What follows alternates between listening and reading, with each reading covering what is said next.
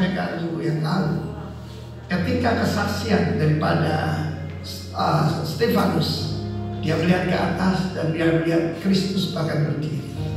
The King stand up. Untuk apa? Untuk membela daripada Stefanus. Kepada Tuhan, jangan tanggungkan ini atas mereka. Dan ketika batu berterbangan dan dia menyerahkan nyawanya, itu memberikan dampak luar biasa. Yaitu juga pada seorang muda yang bernama Saul dari Tarsus. Dia adalah seorang Farisi yang sangat ganas. Dan saudara tahu bagaimana keadaan di dunia saat ini juga di Indonesia. Ada orang-orang ganas seperti ini, yang hobinya pegang kepala, yang menganiaya, mengganggu orang yang beribadah pada Tuhan yang benar. Saudara dengar ya, apa yang terjadi? Saya mau tunjukkan ada seorang pemimpin bernama Ananias. Ketika Saul dari Tarsus pergi ke Damsyik, saudara, ternyata masih ada orang yang percaya di Damsyik. Saudara mengerti pada saat itu, bahkan sampai hari ini, kalau ada orang Yahudi, ya, warga negara Israel tinggal di Damsyik, saudaraku, betapa menderitanya. Mungkin saudara mengalami seperti itu, menjadi minoritas, berada di tempat yang tidak bersahabat kepada Anda. Itu tidak mengurangi kekuatan kita untuk berbuah dan berlipat ganda and advancing the kingdom. Kita tahu bagaimana Saul mendapatkan penglihatan, ya, akulah Yesus yang kau aniaya itu. Sebab para siapa menganiaya itu punya menganiaya itulah. Jangan pernah lupa itu. Saudara saya adalah bagian dari tubuh Kristus. Jangan anggap enteng diri kita dan panggilan kita. Lalu kemudian Tuhan menampakkan diri pada seorang murid, a certain disciple. Jadi artinya apa? Salah satu dari kita. Dan dia berkata, Ananias, ini jawabannya, right response. Here I am. Hineni, aku hamba, aku siap menerima perintah. Pergilah ke jalan lurus di kota Damsyik. Di sana bertemu dengan Saul dari Tarsus. Dan dia adalah anak pilihan bagi. Alat pilihan. Saudara yang kasih Tuhan, dia berkata, Tuhan, aku sudah dengar orang ini ganasnya luar biasa, sadis. Tuhan mungkin tersenyum, tapi orang ini sudah memilih. Kalau Tuhan memilih, sudah bukan berdasarkan kepanasan kita, tetapi menurut yaitu kedaulatan Tuhan. Dan dia menurut, dia datang ke tempat itu, kebenaran, kasih, menghilangkan ketakutan. Di sana kan ada gengnya. Dia datang ke sana dan dia menumpangkan tangan. Dia berkata, Saulus, saudaraku. Dia tidak berkata my enemy. Dia berkata my brother. Tuhan Yesus yang kau temui dalam perjalanan ke Damsyik menyuruh aku supaya menumpangkan tangan atasmu, supaya kau bisa melihat kembali dan kau dipenuhi dengan Roh Kudus. Firman Allah mengatakan pada saat itu juga seperti selaput di matanya lepas dan dia minta dibaptis pasti oleh Ananias. Kemudian segera dia pergi ke rumah sembahyang dan dia tidak kampanye anti Yesus. Dia memberitakan Yesus is the Son of God. Hari ini di negara kita Tuhan Yesus masih ditolak sebagai Son of God. Akan di masa ini Tuhan juga membangkitkan new emerging leaders seperti Saulus dan Ananias. Dan Ananias can be you and me. God bless you warga kerajaan. Amin. Shalom jemaat yang dikasih Tuhan. Wah, semangat semua ya pagi hari ini. Puji Tuhan kita masih dapat beribadah di tempat ini. Kita mengucap syukur. Mari kita menyerahkan ibadah kita pagi hari ini. Kita berdoa. Tuhan, terima kasih, kami bersyukur untuk pagi yang indah ini Tuhan. Karena kasih anugerah-Mu Tuhan, kami bisa ada di tempat ini dengan kesehatan, kekuatan yang Kau berikan. Kami rindu Tuhan untuk memuji, menyembah Tuhan, sebab Engkau saja yang layak untuk kami tinggikan Tuhan. Terima kasih Bapa di surga, kami mau percaya Tuhan, bahwa apa yang tidak pernah dilihat oleh mata kami Tuhan, yang tidak pernah didengar oleh telinga kami Tuhan, bahkan yang tidak pernah timbul di dalam hati kami, itu Engkau sediakan bagi orang-orang yang mengasihi Engkau Tuhan. Terima kasih Bapa, kami persembahkan ibadah kami pagi hari ini hanya untuk hormat kemuliaan nama-Mu Terima kasih Tuhan, di dalam nama Tuhan Yesus kami mengucap syukur. Amin. Mari saya undang kita semua bangkit berdiri. Apa yang tidak pernah dilihat oleh mata, tidak pernah didengar oleh telinga, itu yang akan disediakan buat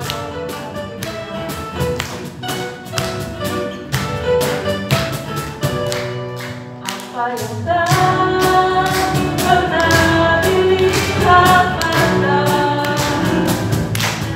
yang tak pernah didengar telinga,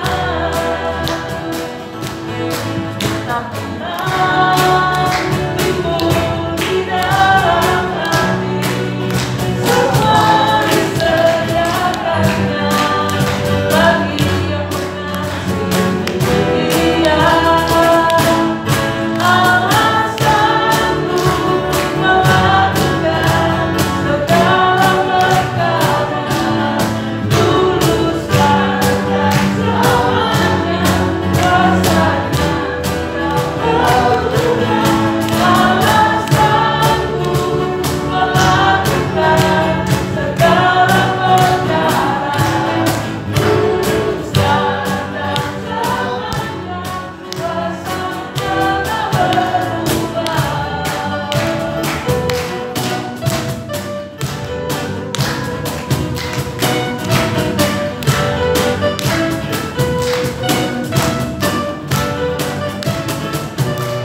Apa yang tak pernah dilihat mata,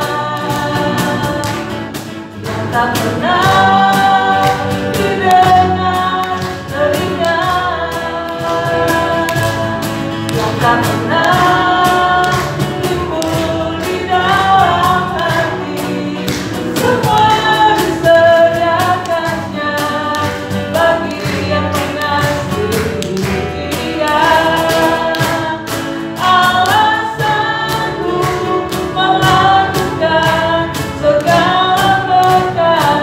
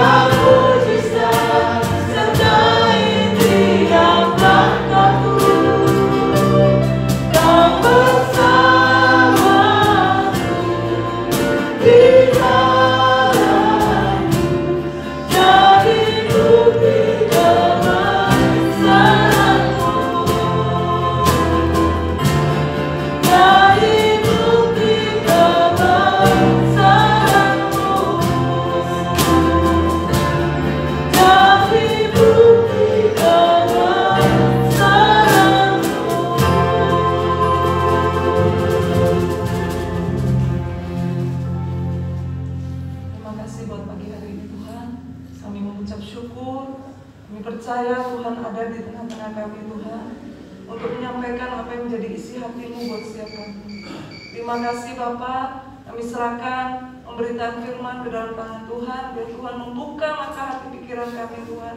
Roh Kudus menjamah hidup kami dan mengubahkan kami. Urapi hamba-Mu, urapi setiap kami Tuhan. Di dalam nama Tuhan Yesus kami bersyukur. Amin.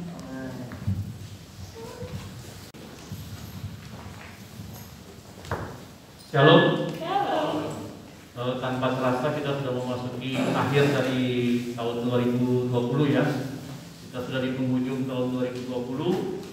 Jadi kita mesti harus mulai mengoreksi diri kita, mengevaluasi diri kita masing-masing, apa yang sudah kita perbuat di tahun 2020, dan kemudian bergerak maju atau membuat satu planning di tahun 2021 tentang apa yang Tuhan ingin kita perbuat di tahun 2021.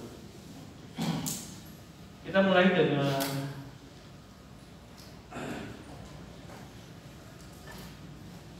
tema besar di tahun 2020 adalah emerging leader, yaitu kita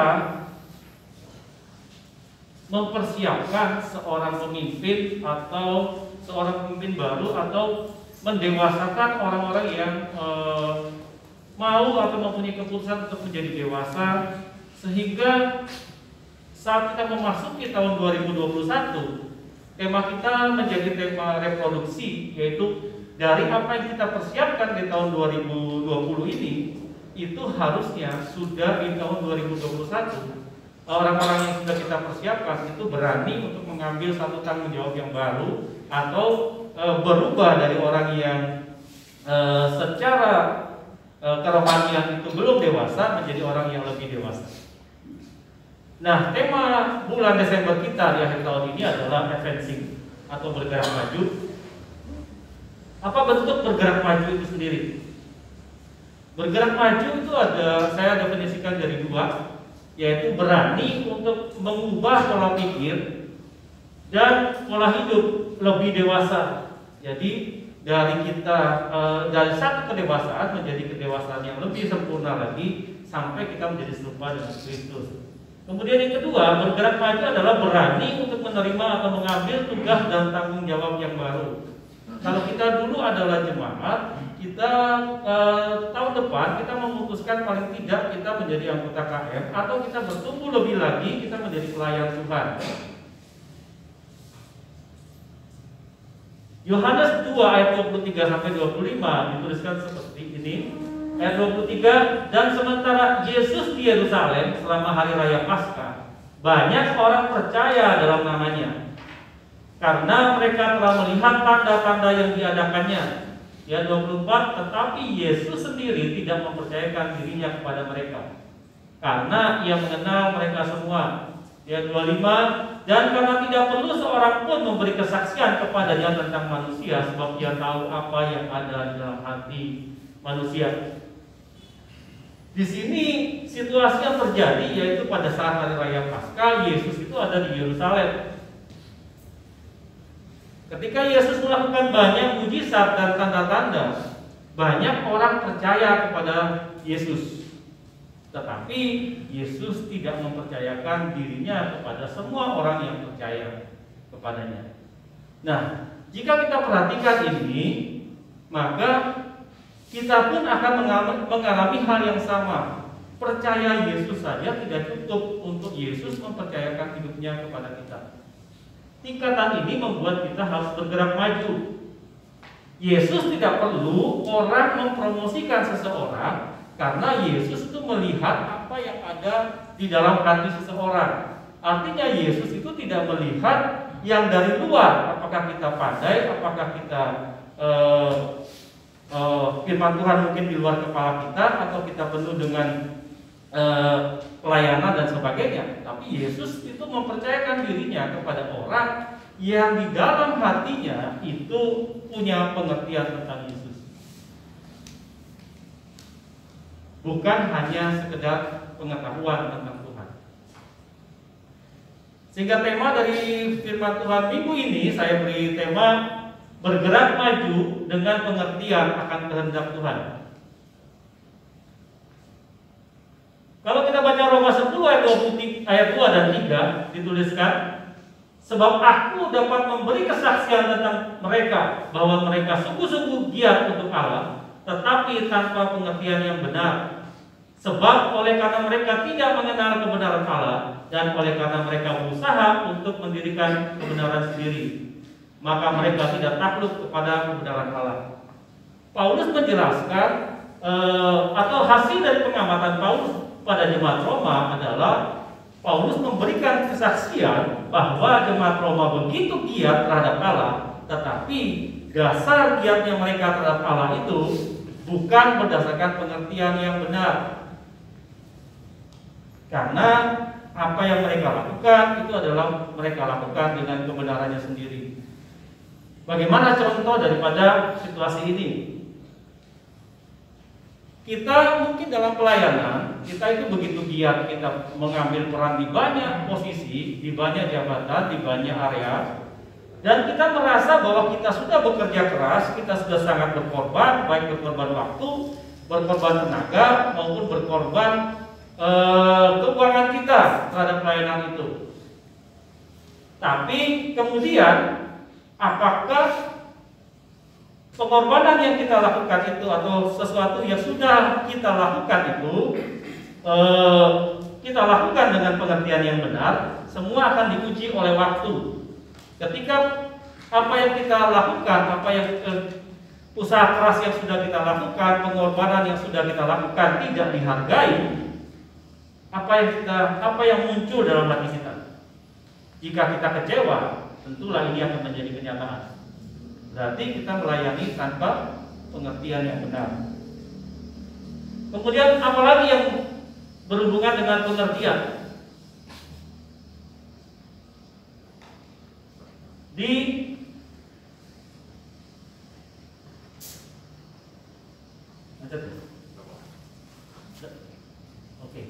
Efesus 4 ayat 17 dan 18. Sebab itu kukatakan dan kutegaskan ini kepadamu di dalam Tuhan, jangan hidup lagi sama seperti orang yang tidak mengenal Allah, dengan pikirannya yang sia-sia dan pengertiannya yang gelap, jauh dari persekutuannya dengan Allah, karena kebodohan yang ada di dalam mereka dan karena kedegilan hati mereka. Paulus juga menjelaskan kepada jemaat di Efesus untuk tidak hidup seperti orang-orang yang tidak mengenal Allah. Orang yang tidak mengenal Allah dikatakan berpengertian yang gelap. Kenapa gelap? Karena tidak ada Allah di dalamnya. Sebab Yesus adalah terang. Jika Yesus ada di dalam kita, tentu pengertian kita akan terang. Dan mengapa kita tidak memperoleh pengertian yang atau kita memperoleh pengertian gelap? Karena kebodohan dan kedegilan hati kita. Lalu jika kita simpulkan dari dua ayat tadi, berarti ada dua macam pengertian, yaitu pengertian akan kehendak Allah dan pengertian atas diri sendiri. Bagaimana membedakan pengertian akan kehendak Allah dan pengertian atas diri sendiri?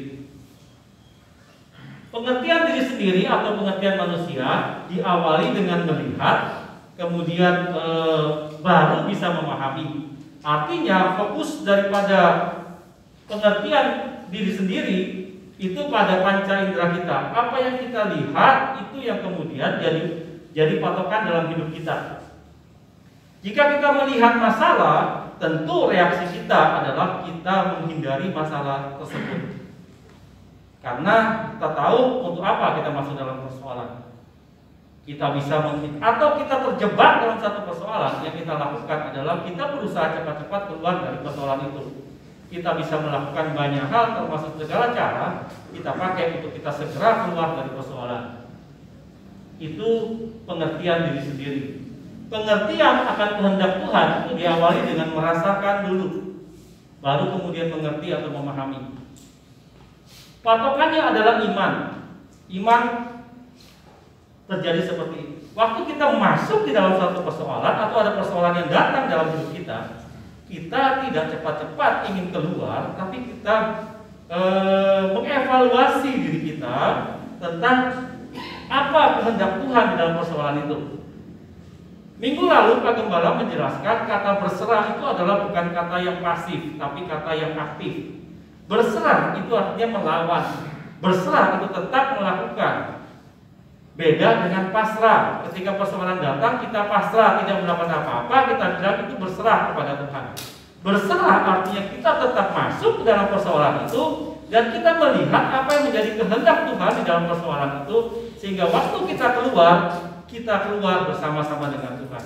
Kita melihat Tuhan di dalam persoalan. Itu yang disebut dengan iman.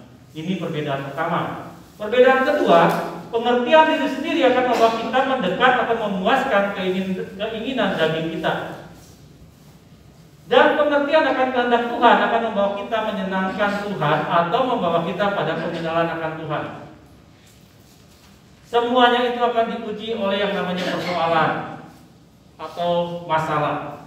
Sama dengan ketika kita sekolah, kita bisa belajar rumus, kita bisa belajar banyak hal tentang pengetahuan, tetapi apakah kita memahami pengetahuan yang kita pelajari sehingga kita memperoleh pengetahuan, itu akan diuji dengan persoalan yang ada. Jika diberikan soal, kalau kita mengerti tentang rumusnya, maka dibolak-balik pun kita pasti akan bisa menjawab persoalan tersebut. Kalau kita tidak mengerti, tentu kita akan menjadi bingung. Nah, sekarang kita lihat bagaimana wujudnya. Matius 25 ayat 24 ini menjelaskan, saya jelaskan secara singkat saja. Seorang tuan memanggil tuannya dan memberikan kepercayaan kepada 3 hambanya menurut kesanggupan mereka. Yang seorang diberikan 5, yang seorang diberikan 2 talenta, dan yang seorang lagi diberikan 1 talenta. Kemudian yang menerima 5 dan 2 talenta pergi dan menjalankan apa yang dipercayakan tuannya itu. Tetapi yang menerima 1 talenta itu pergi dan menanam atau menyimpan talenta yang dipercayakan kepada tuan dari tuannya tersebut. Hasilnya adalah ketika tuan itu datang, yang menerima 5 dan 2 talenta itu dengan senang hati dengan senang hati dan semangat mereka bertemu dengan tuannya. Kemudian mereka mengembalikan apa yang talenta yang sudah diberikan beserta dengan labanya. Yang 5 mengembalikan 5 talenta plus labanya 5, yang 2 mengembalikan 2 plus labanya 2. Tetapi yang 1 talenta, ia tidak mengambil milik tuannya, tapi ia menyimpan. Sebenarnya tidak ada yang jahat dari hamba ini. Dia tidak mencuri talenta yang Tuhan dia berikan, tetapi dia mengembalikan. Hasilnya adalah di ayat 24, kini datanglah juga hamba yang menerima 1 talenta itu dan berkata, Tuhan, aku tahu bahwa Tuhan adalah manusia yang kejam, yang menuai di tempat di mana Tuhan tidak menabur, dan yang memungut dari tempat di mana Tuhan tidak menanam. Yang menerima 5 dan 2 talenta tidak mempunyai pernyataan seperti ini. Tapi yang menerima 1 tiba-tiba mempunyai pernyataan seperti ini. Nah, kalau kita perhatikan baik-baik, mengapa ia bisa mempunyai pengertian seperti ini tentang tuannya? Adalah dia berfokus kepada pengertian diri sendiri. Pengertiannya tentang apa yang salah dengan pengertian itu? Harusnya ia mengerti bahwa ia adalah hamba daripada tuannya. Hamba itu punya kewajiban untuk melakukan apa yang tuannya suruh kerjakan. Tetapi seorang hamba yang tidak mengerjakan apa yang tuannya perintahkan, berarti si hamba ini sudah berubah statusnya, bukan lagi menjadi hamba, tetapi ia menjadi tuan atas dirinya sendiri. Sehingga ia boleh memperoleh pengertian seperti ini.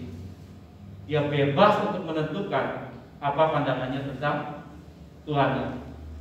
Hasilnya adalah yang 5 dan 2 diberikan kepercayaan lebih besar dan diberikan kesempatan untuk masuk dalam kebahagiaan Tuhannya.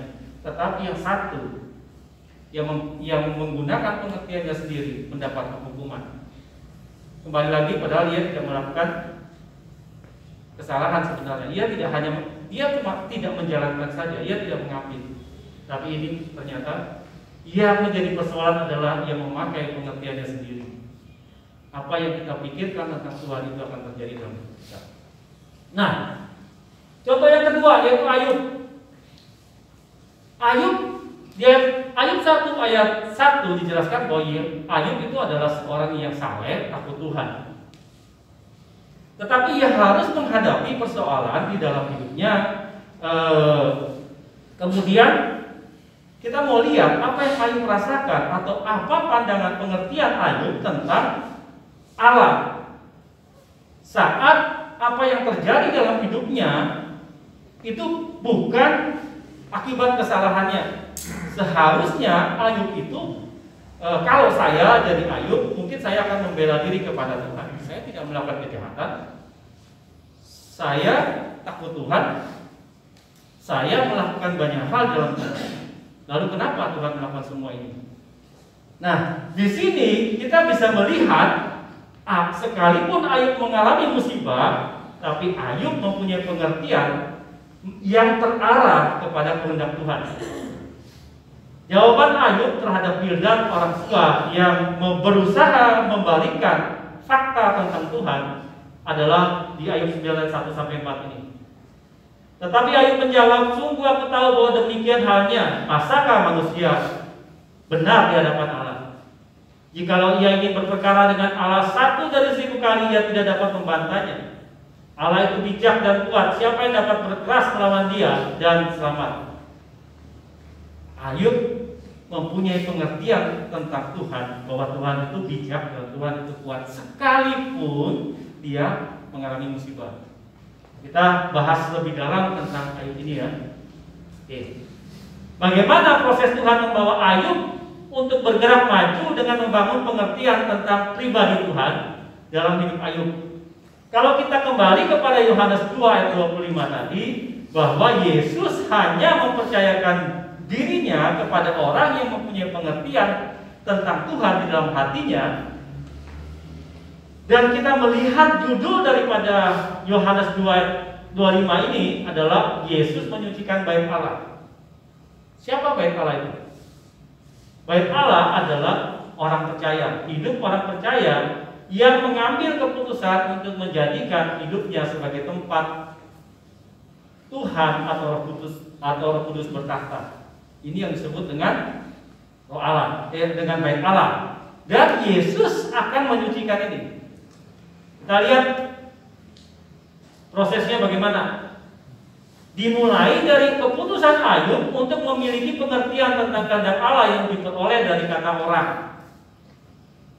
Kata orang sebenarnya tidak, itu hanya mengenal Tuhan atau mengetahui Tuhan atau mempunyai pengertian tentang Tuhan itu tidak sangat dalam. Artinya sebatas apa yang mereka kenal, karena kita tidak mungkin bisa mengenal Allah dengan otak manusia kita. Dari keputusan Ayub memiliki pengertian tentang kehendak Tuhan yang diperoleh dari kata orang, Ayub menjadi orang yang saleh dan jujur, takut akan Allah dan menjauhi kejahatan. Yang kedua, Ayub adalah orang yang mengajar banyak orang tentang Tuhan. Ayub murah hati dan motivator bagi orang yang jatuh dan patah semangat. Ini kalau kita baca di Ayub 4 ayat 3-5, kita dapat mengerti. Jadi kalau kita lihat, ini Ayub ini sama dengan kebanyakan daripada kita. Kita mendengar khotbah, kita membaca firman, kita mendengar YouTube, melihat YouTube dan sebagainya. Kemudian kita memiliki pengertian bahwa Tuhan itu hebat, Tuhan itu dahsyat, Tuhan itu hidup. Kemudian kita mengikuti semua yang diajarkan itu dan hidup kita saleh, jujur, takut Allah dan menjauhi kejahatan. Kemudian setelah kita memperoleh pengertian ini, kita masuk di dalam melakukannya. Ayub kemudian mengajarkan kepada banyak orang apa yang dia ketahui tentang Tuhan. Kemudian ia menjadi motivator buat orang yang jatuh dan hidupnya diberkati, yang murah hati, karena hukum daripada Tuhan adalah ketika banyak memberi, banyak menerima. Nah, ini terjadi semua di dalam kehidupan Ayub, sekalipun Ayub mempunyai dasar pengertian yang dasar tentang Tuhan, yaitu dari kata orang. Apakah pengertian tentang Tuhan yang Ayub miliki dari kata orang sudah cukup bagi Tuhan? Tentu Tuhan melihat kerinduan daripada Ayub. Ayub saat dikasih masalah, Ayub tetap membangun pengertian yang benar tentang Tuhan. Kita lihat di sini, Ayub mengalami 5 peristiwa yang tidak menyenangkan ketika pengertian tentang Tuhannya itu diuji. Yang pertama, dalam sehari 10 anak Ayub itu mati. Ya, tentunya semua ini karena Tuhan mengizinkan Ayub untuk dicobai oleh iblis. Yang kedua, yaitu harta miliknya habis dalam sehari. 2 ini terjadi pada saat Tuhan membuka pagar kepada Ayub. Nah, kita yang harus kita lihat di sini, mungkin kita bisa seperti Ayub. Saat kita masuk, kita mau lebih dalam kepada Tuhan. Tuhan bisa mengizinkan banyak hal terjadi dalam hidup kita. Percayalah, itu adalah pembentukan awal yang kita harus hadapi supaya kita memperoleh pengertian tentang Tuhan. Apakah ini berat? Ya, secara manusia ini sangat berat. Tapi jika kita baca baik-baik tentang firman ini, di sini kita lihat bahwa Tuhan itu selalu mengizinkan pencobaan itu tidak melebihi kekuatan kita.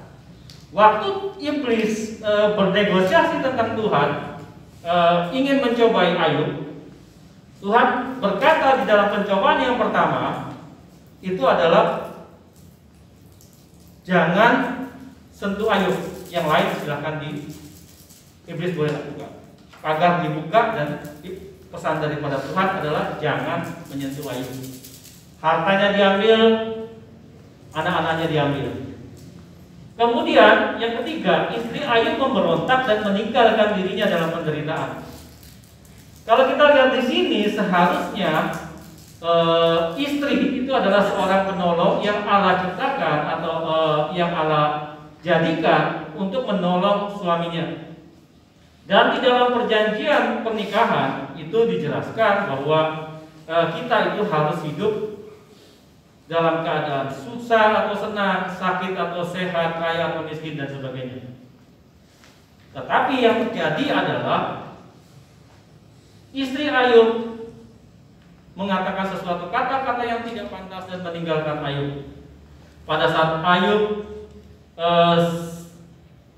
mengalami penyakit kulit yang begitu mengerikan, istri Ayub memaksa Ayub untuk mengutuki Tuhan dan mati. Kemudian karena Ayub tidak melakukan, istri Ayub meninggalkan Ayub karena dia tidak sanggup untuk hidup dalam penderitaan. Dan saya percaya pasangan seperti ini tidak ada di tempat ini. Kemudian yang keempat yaitu Ayub menderita penyakit kulit yang sangat parah sampai Ayub harus menggaruk kulitnya itu dengan beling. Yang kelima, teman-teman Ayub datang dengan intimidasi yang menyurutkan dirinya. 5 hal ini menyebabkan ini menguji pengertian Ayub yang didapat dari kata orang. Apakah pengertian Ayub dari ujian yang didapat tersebut? Mari kita lihat satu-satu ya. Kita kembali kepada Ayub 9 ayat 1 sampai 4. Tetapi Ayub menjawab, sungguh aku tahu bahwa demikian halnya masakah manusia benar di hadapan Allah. Ayub mengambil satu sikap dengan pengertiannya. Ia membangun satu pengertian bahwa dia tidak mungkin benar di hadapan Allah. Sekalipun kalau kita lihat Ayub punya dasar untuk mengatakan bahwa aku tidak melakukan kejahatan, aku tidak melakukan sesuatu yang salah, aku tidak melakukan dosa di hadapan Tuhan. Aku hidup saleh. Mengapa aku harus mengalami seperti ini? Ayub membangun pengertiannya untuk tidak membenarkan dirinya di hadapan Allah. Yang kedua, jikalau ingin berperkara dengan Allah 1 dari 1000 kali, ia tidak dapat membantahnya. Ayub membangun pengertian bahwa dalam 1000 perkara, 1 pun kita tidak akan pernah menang dengan Tuhan. Jadi Ayub tidak mau masuk di dalam arena untuk berdebat dengan Tuhan. Yang keempat, Allah itu bijak dan kuat. Siapa yang dapat berkeras melawan dia dan tetap selamat? Nah, kita bahas tentang ini ya. Ini lebih menarik lagi tentang mengapa Ayub bisa mengatakan bahwa Allah itu bijak ketika ia mengalami banyak penderitaan. Allah itu bijak di dalam King James Version, bahasa Ibrani-nya yaitu Hakam. Artinya Allah ahli dalam pekerjaan. Arti yang kedua, pejunan atau ahli dalam membentuk. Dan arti yang ketiga yaitu bijaksana dalam tindakannya. Jadi kalau kita simpulkan bahwa Ayub mempunyai pengertian tentang Allah yang bijak itu adalah yang pertama, ahli dalam pekerjaannya. Tentu kalau Ayub mempunyai pengertian bahwa Allah itu ahli dalam pekerjaannya, sekalipun ia tidak dapat mengerti kenapa ia harus masuk dalam penderitaan, tapi ia yakin bahwa Allah tidak mungkin salah. Kemudian pengertian ayat tentang Allah itu bijak yang kedua, hal yang kedua itu adalah Allah itu penjunan atau ahli dalam membentuk. Ketika Ayub mempercayakan dirinya, percaya bahwa Allah itu adalah penjunan, tentu ia akan memposisikan dirinya sebagai tanah liat yang siap dibentuk untuk menjadi satu bejana. Tanah liat yang baik adalah tanah liat yang tidak mengeras, tanah liat yang tidak memiliki batu, tanah liat yang memang halus, sehingga mudah dibentuk. Kemudian pengertian Ayub tentang Allah itu bijak dalam persoalannya adalah bijaksana dalam tindakan. itu menjadikan Ayub sangat percaya bahwa Allah itu tidak sembarangan dan Allah itu adil. Kalau ia menanam, kalau ia mencabut, ia pun akan menanam. Kalau ia merobohkan, ia pasti akan membangun. Pengertian Ayub di dalam persoalan yang dihadapi. Padahal sebenarnya Ayub hanya mendapat pengertian itu dari kata orang. Kemudian yang dikatakan bahwa siapakah yang berkeras melawan dia dan tetap selamat? Itu kalau kita singkatkan berarti tidak mungkin kita dapat melawan Allah dan dapat selamat. Selamat itu diambil dari kata salam, shalom, yang mempunyai dua arti. Ya, pertama hidup dalam janji perdamaian, dan yang kedua komplit atau utuh. Ikatan perdamaian dengan Allah itu yang menjadi kekuatan daripada Ayub. Jadi Ayub tidak melawan Allah karena ia mengikat suatu perjanjian dengan Allah. Sehingga saat ia menghadapi persoalan, ketika ia kuat, bukan dari kekuatannya sendiri, tetapi itu semua berasal dari kekuatan Allah di dalam hidupnya. Jika kita tidak bersekutu dengan Allah, berarti kita berjuang sendiri, atau kalau mau lebih parah lagi, kita akan menjadi seterunya Allah secara tidak disengaja. Ini yang juga kalau kita perhatikan baik-baik ketika Yesus mengutus murid-muridnya, perintah Yesus adalah ketika kamu masuk satu rumah, katakan shalom kepada pemilik rumah. Jika pemilik rumah itu menolak, maka bebaskanlah debumu dari rumah itu. Artinya tidak terjadi kesepakatan damai antara murid dan penerima murid-murid. Itu kata shalom. Kata shalom yang kedua adalah komplit atau utuh. Berarti Allah itu tidak pernah berhutang kepada manusia. Keutuhan daripada manusia itu adalah ketika ia berkolaborasi dengan Allah. Hasil dari Ayub membangun pengertian yang benar tentang Tuhan saat persoalan datang, yaitu Ayub bertahan dalam pencobaan tanpa mengutuki Tuhan. Sekalipun Ayub sempat menyalahkan hari kelahirannya. Kemudian yang kedua, Ayub mengenal Tuhan secara pribadi, bukan dari kata orang. Dari sini kita lihat bahwa kerinduan kita akan pengertian yang dari dalam itu, Tuhan kemudian mengambil satu inisiatif untuk membawa kita atau membawa Ayub atau mengizinkan pencobaan terjadi pada Ayub supaya ia mempunyai pengertian yang lebih dalam daripada pengertian kata orang tentang Tuhan, tapi ia masuk kepada pengertian tentang mengenal Tuhan itu sendiri, bukan lagi dari kata orang. Kemudian apa yang diambil oleh iblis dalam pencobaan dikembalikan Tuhan. Ayub diberikan istri yang bijak. Ayub mendapat 10 anak yang baik. Bahkan dikatakan bahwa di seluruh negeri tidak ada anak-anak secantik anak-anak Ayub. Hubungan Ayub dengan keluarga besar dipulihkan. Hubungan Ayub dengan sahabat-sahabatnya yang pergi menjauh saat ia menderita itu kembali dipulihkan. Harta kekayaannya dikembalikan 2 kali lipat, dan Ayub berumur panjang sampai melihat keturunannya yang keempat. Nah, ini juga harusnya menjadi poin kita. Waktu kita berani mengambil satu keputusan untuk mau memiliki pengertian tentang Tuhan, sekalipun itu dari kata orang.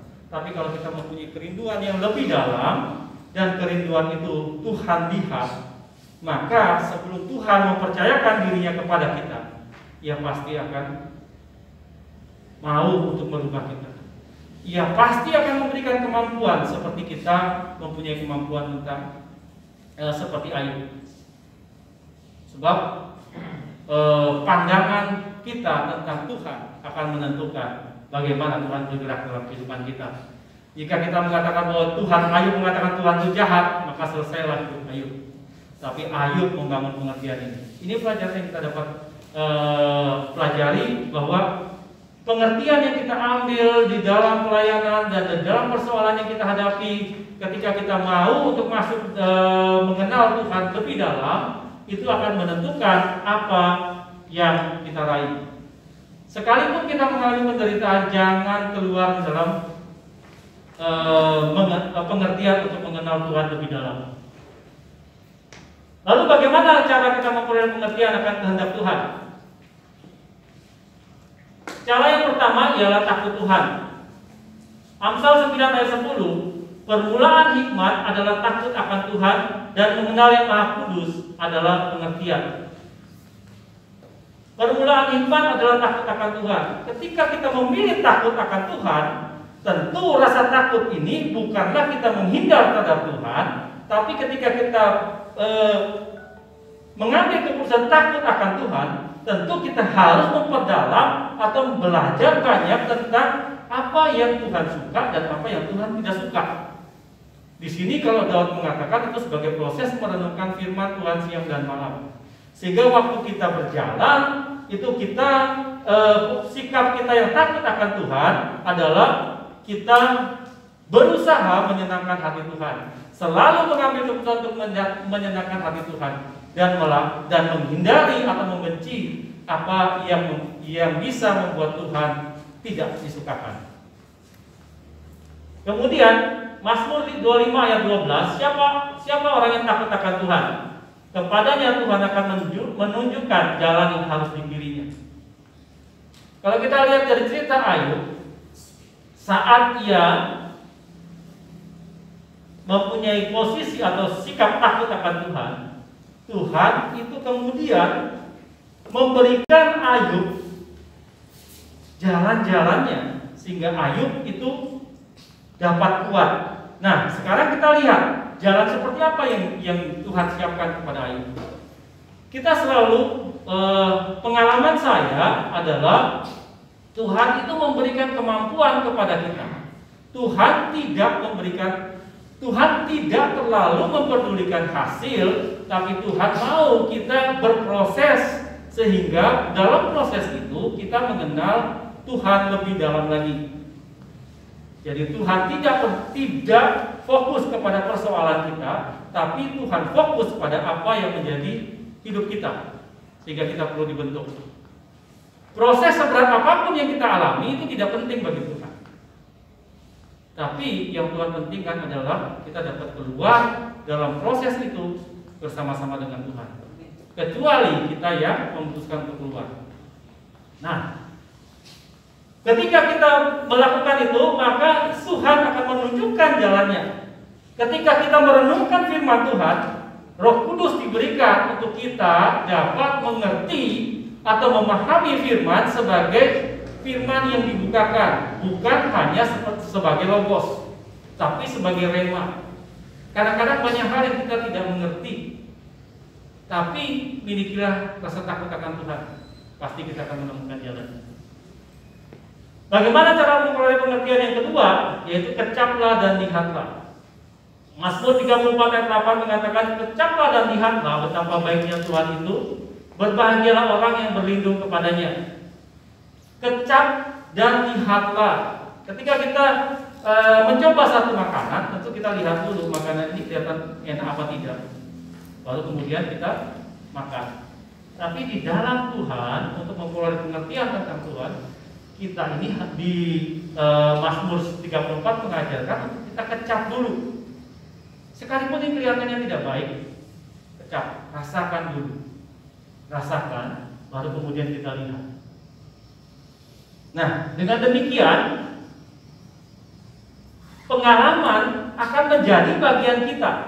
Ketika kita mengalami persoalan, kita rasakan, kemudian dan kita dalam proses merasakan ini, dalam proses yang tidak mengenakan ini, kita memiliki pengalaman-pengalaman itu. Jangan keluar dari kebenaran.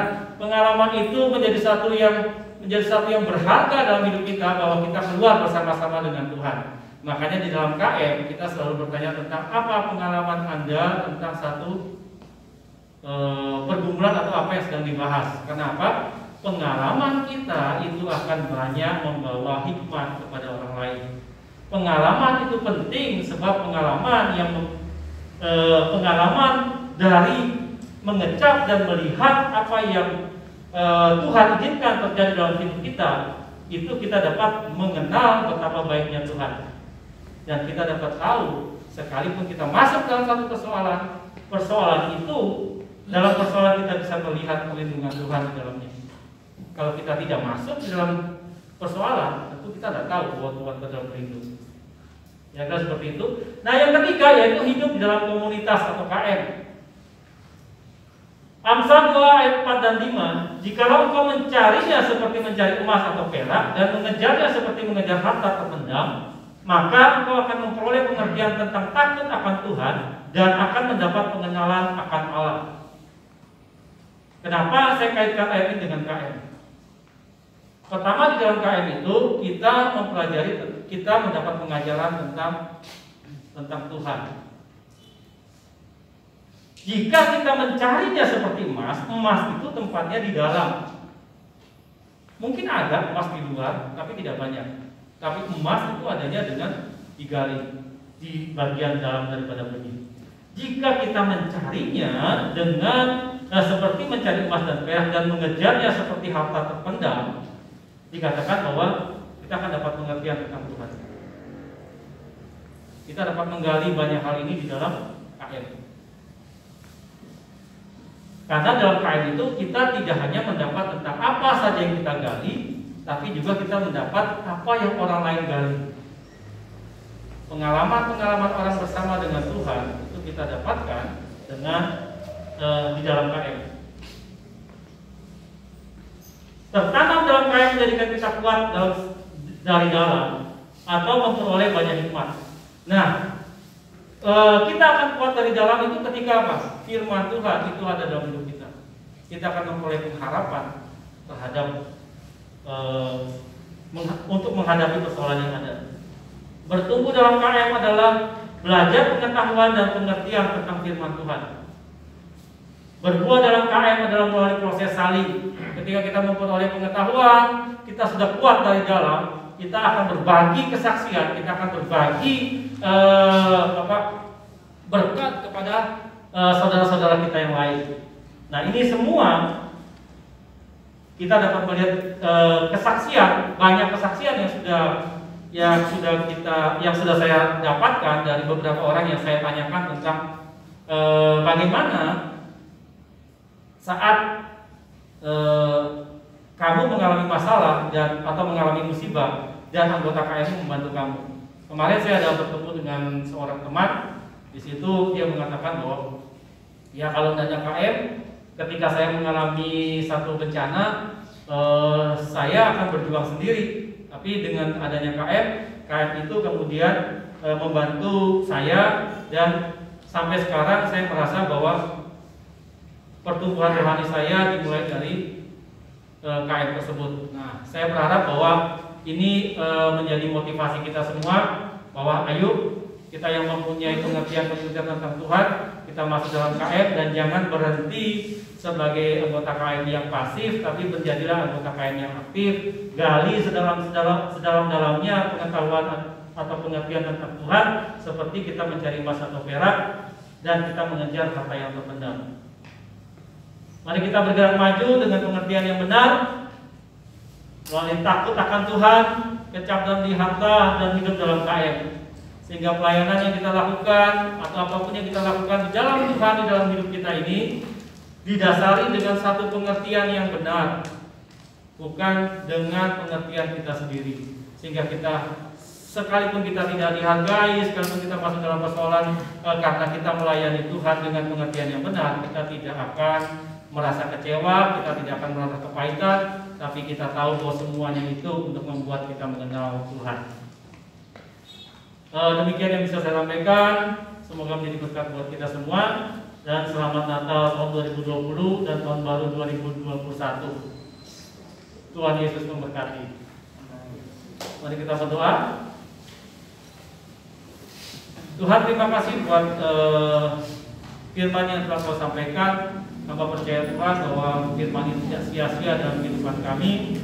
Ketika kami sekarang menghadapi akhir daripada tahun 2020 ini, kami tahu Tuhan, di tengah pandemi yang sedang mewabah, kalau kami sampai saat ini ada di tempat ini, semua adalah karena anugerah dan kemurahan-Mu, semua karena perlindungan yang Kau berikan kepada kami. Kami percaya Tuhan tidak terlepas dari situ saja.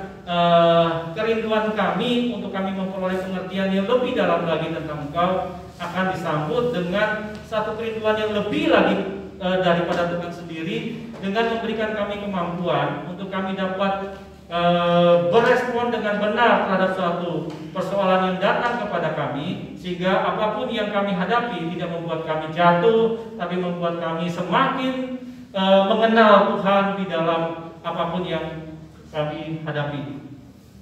Di dalam nama Tuhan Yesus, kami menyerahkan tahun 2020 ini dan kami menyambut tahun 2021 dengan pengertian yang benar tentang Tuhan. Di dalam nama Tuhan Yesus.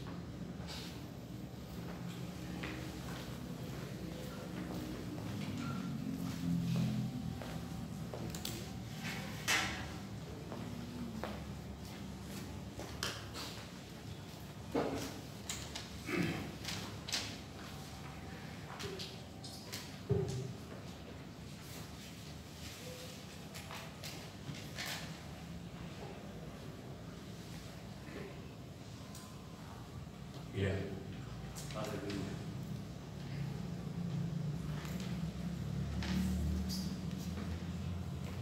Mari kita tundukkan kepala bersama-sama, ucap syukur kepada Tuhan. Haleluya. Kami bersyukur dan berterima kasih kepada kalau sampai hari ini kami masuk di minggu yang kedua tahun 2020. Kami melihat tangan-Mu selalu menopang kami. Kami melihat kasih-Mu selalu menyempurnakan perjalanan hidup kami. Sekalipun angin, badai, banjir melanda perjalanan kehidupan kami sampai hari ini. Pandemi COVID-19 ini tidak pernah habis-habisnya, tapi Engkau ada di atas segala-galanya. Kami bersyukur Bapa di surga dalam nama Yesus, kalau seperti apa yang dialami hamba muda Ayub yang sudah panjang lebar dijelaskan pagi hari ini, kami tidak mampu. Tapi kalau Tuhan izinkan, Tuhan yang memampukan. Kadang-kala kami hanya hujan saja, kami beribadah penuh alasan. Hanya panas sedikit untuk beribadah, untuk KM saja penuh alasan. Apalagi seperti Ayub. Oleh sebab itu kami bersyukur bahwa Engkau Allah, Tuhan Raja. Kami melihat campur tangan-Mu dasar aja atas hidup kami. Dalam apa yang kami alami selama tahun 2020 ini, 2021 beda dengan tahun yang hari ini, Tuhan. Karena kami merasa sementara kami tinggal di tahun ini. Sekali lagi kami bersyukur juga buat pemilihan kepala daerah di 34 provinsi di bangsa kami. Kami melihat campur tangan Tuhan begitu ajaib di tengah kami. Terima kasih semuanya, kami bersyukur. Bahkan apa yang sedang terjadi di hari-hari ini, terima kasih keadilan-Mu Engkau tegakkan buat bangsa kami. Hukum ditegakkan buat bangsa kami. Semua kami anak bangsa Indonesia, kami nyaman melakukan segala aktivitas kami, baik dalam beribadah atau apapun Tuhan. Karena Indonesia merdeka karena campur tangan Tuhan, bukan karena orang tertentu atau agama tertentu. Karena Tuhan mengasihi bangsa kami. Ada salam di bangsa ini. Indonesia penuh dengan Tuhan. Haleluya. Indonesia hebat, Indonesia martabat, Indonesia berintegritas. Karena Indonesia takut akan Tuhan. Indonesia senantiasa beribadah kepada Allah yang Maha Kuasa. Haleluya. Terima kasih, kami bersyukur. Kami bersyukur campur tangan Tuhan. Setiap TPS waktu kami pemilihan kepala daerah, semua aman dan tentram. Terima kasih, kami bersyukur. Tidak ada kata lain, Tuhan. Kami harus akui. Karena Tuhan mendengar doa-doa kami semua, anak bangsa Indonesia ini. Terima kasih Bapak di surga. Kami bersyukur semuanya itu. Terima kasih buat Kota Sumbawa. Terima kasih Tuhan memberkati banyak hal buat kota kami. Kami bersyukur, tidak ada kata lain. Terima kasih sekali lagi siapapun diangkat jadi kepala daerah 5 tahun ke depan. Biar kami semua sepakat. Kami harus hormat kepada beliau. Siapapun yang menang, yang kalah, mendukung yang menang. Dan terus bekerja bersama-sama untuk membangun pulau ini, untuk membangun kota ini khususnya, untuk nama Tuhan dimuliakan. Terima kasih juga kami bersyukur untuk kami semua yang hadir pada pagi hari ini, apapun keadaan kami. Yang sakit Tuhan sembuhkan dalam nama Yesus, yang putus asa beri pengharapan yang baru, yang lemah kuatkan dalam nama Yesus. Demikian mereka tidak sempat hadir, Tuhan berkati kita semua dimanapun berada, baik dalam kota ini keluar kota. Tuhan sertai Tuhan, Tuhan berkati dalam nama Yesus. Dan ada beberapa hari ke depan dan beberapa yang harus keluar dari daerah ini berlibur. Kami percaya penyertaan Tuhan itu sempurna atas semuanya. Terima kasih Bapa di surga. Bukti dari semua itu kami mengucap syukur untuk persembahan pada pagi hari ini. Berkati persembahan kami. Biar apa yang kami lakukan, satu tujuan kami untuk nama Tuhan dimuliakan. Dalam nama Yesus kami berdoa. Haleluya. Amin. Tuhan berkati.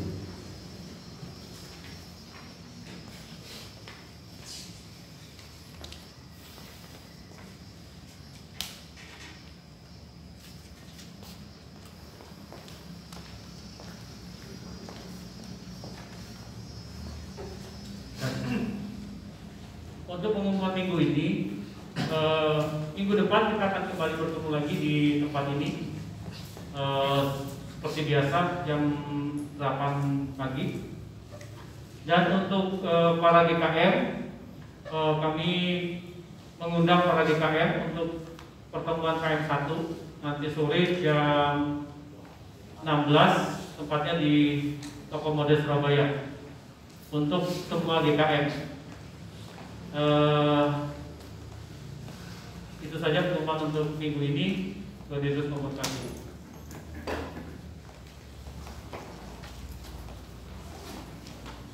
Mari saya undang kita semua bangkit berdiri, kita mengakhiri ibadah kita pagi hari ini. Sebab Kau besar. Sebab Kau besar, perbuatanmu ajaib, tiada seperti Engkau, tiada seperti Engkau. Sebab Kau besar, perbuatanmu ajaib, tiada seperti Engkau, tiada seperti Engkau. Sebab Kau besar, perbuatanmu ajaib, tiada seperti Engkau, tiada seperti Engkau. Sebab Kau besar, perbuatanmu ajaib, tiada seperti Engkau, tiada seperti Engkau,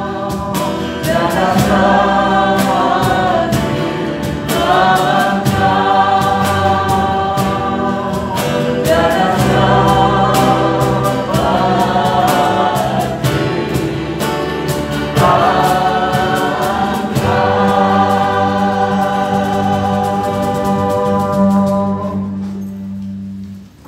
Kekasih Tuhan, angkat kedua tanganmu, terimalah berkat Tuhan. Tuhan memberkati engkau dan melindungi engkau. Tuhan menyinari engkau dengan wajahnya dan memberi engkau kasih karunia. Dan Tuhan menghadapkan wajahnya kepadamu, memberikan engkau damai sejahtera. Damai sejahtera Allah yang melampaui segala akal akan menjaga hati dan pikiranmu dalam Kristus Yesus Tuhan. Semua yang percaya dan yang sudah diberkati sama-sama katakan amin. Tuhan Yesus memberkati.